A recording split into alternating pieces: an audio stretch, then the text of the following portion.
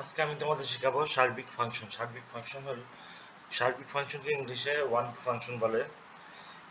এর প্রথমে একটা উদাহরণ দিয়ে শুরু করি। প্রথমে একটা সেট নেই, এখানে আসছে হচ্ছে 1 2 3 4। তারপর একটা সেট নিলাম হচ্ছে 2 5 6 7 8। এখন এই ফাংশনটা 1 1 হলে কেমন হয়, মানে একটা ডোমেনের জন্য একটা রেঞ্জ পাবো আমি, তাই না? একটা ডোমেনের জন্য একটা রেঞ্জ পাবো। আর সার্বিক ফাংশন হলে এক রেঞ্জে যতগুলো উপাদান আছে, বা এই তো রেঞ্জে যতগুলো উপাদান আছে সবগুলোর জন্য একটা করে ডোমেন থাকবে। এখন এই ফাংশনটা কি সার্বিক? এখানে দেখো, 1 এর জন্য 2, 2 এর জন্য 5, 3 এর জন্য 6, 4 এর জন্য 7, কিন্তু 8 যে রেঞ্জটা আছে তার জন্য আমি কোনো ডোমেন পাইনি এখানে। তার মানে এটা সার্বিক ফাংশন না।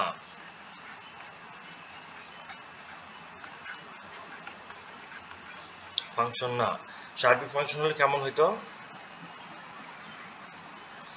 1 2 3 4 11 12 13 14।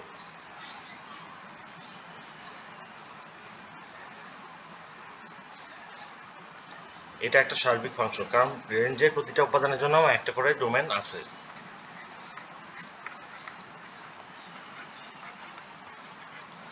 এখন আমরা রেঞ্জ বলতে, রেঞ্জ আসলে যেটাকে বলা হয় ডোমেনকে ফাংশনের ইউজ করার পর যে মানগুলো পায় সেটাকে রেঞ্জ বলে। আর তার আগে যে সেটটা দেওয়া থাকে ফাংশনের সংজ্ঞাতে, ফাংশনের সংজ্ঞা কি? ফাংশনের সংজ্ঞা হচ্ছে এরকম: F of X such that A tends to be. এইখানে একটা সেট, বি এখানে একটা সেট। এ হচ্ছে এখানে ডোমেন, আর বি হচ্ছে কোডোমেন। ওকে, এখন এফ অফ এক্স পাওয়ার পর আমি যেটা পাই সেটা হচ্ছে রেঞ্জ। যেমন y equal to F of x equal to x plus 1। এখানে এক্স প্লাস 1 এর বি এর উপাদানগুলো দেওয়ার পর যে মানগুলো পাবো সেগুলো হচ্ছে রেঞ্জ, আর বি হচ্ছে আমাদের কোডোমেন। ওকে, যেমন এখানে এটা হচ্ছে রেঞ্জ, সেই সাথে কোডোমেনও। কিন্তু এখানে এটা কিন্তু এটুকু হচ্ছে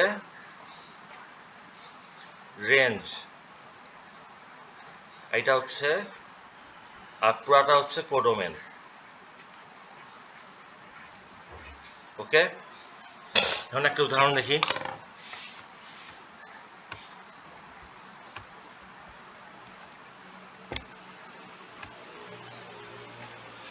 এখন দেখাবো সার্বিক ফাংশন একটা উদাহরণ। F of f tends to r tends f such that r tends to r, y equal to f of x equal x plus 5. এখানে y belongs to r and y equal to x plus 5, or x is equal to 5 minus x is equal to y minus 5, এটাও belongs to r, or x belongs to r। তার মানে কি, y belongs to r এর জন্য আমি x belongs to r পাচ্ছি। অতএব ফাংশনটি সার্বিক। আজকে তাহলে এই পর্যন্ত, সামনের দিন আরো কনসেপ্ট দেখাবো।